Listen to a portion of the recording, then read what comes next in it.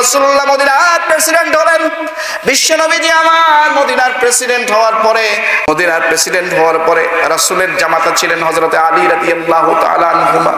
হযরতে আলী রাদিয়াল্লাহু তাআলা আনহুমা একজন কাফেরের বাগানে, খেজুর বাগানে পানি দিতেন। খেজুর বাগানে পানি দেওয়ার পরে সেই কাফের ব্যক্তি তাকে যে কয়টা খেজুর দিত, সেই খেজুর দিয়ে তিনি জীবন পরিচালনা করতেন। বাসায় নিয়ে গিয়ে বিবি বাল বাচ্চাকে খাওয়াইতেন। হযরতে আলী রাদিয়াল্লাহু তাআলা আনহু এইভাবে কষ্ট করতেন।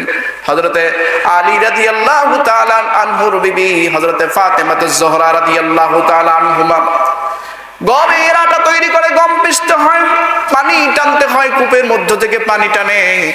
পানি টানতে টানতে হাতের মধ্যে ফোসকা পড়ে গেছে। রাসূলকে বলছেন, ইয়া রাসূলুল্লাহ, ইয়া হাবিবাল্লাহ, আপনি তো মদিনার প্রেসিডেন্ট, রাষ্ট্রনায়ক, আমাকে একটা দাসীর ব্যবস্থা করেন। রাসূলুল্লাহ সাল্লাল্লাহু আলাইহি ওয়াসাল্লাম বললেন, অমুক গোত্রে দাসী তোমাকে কেমনে দিব? অমুক গোত্রে তাদের খাবারের অ্যারেঞ্জ আমি করতে পারি নাই। কয়েকটা গোত্রের নাম বলে রাসূলুল্লাহ বললেন, এই গোত্রের প্রত্যেকটি মানুষের ডোর টু ডোর গিয়ে আমি তাদের খাবারের অ্যারেঞ্জ করতে পারি নাই। ওগো ফাতেমা, তোমাকে আমি দাসী দিতে পারবো না, বরং তোমাকে আমি একটা আমল শিক্ষা দিয়ে যাই। এই আমলটা কিয়ামতের দিন তোমার জন্য জান্নাতে যাওয়ার পথটাকে সুগম করে দিবে।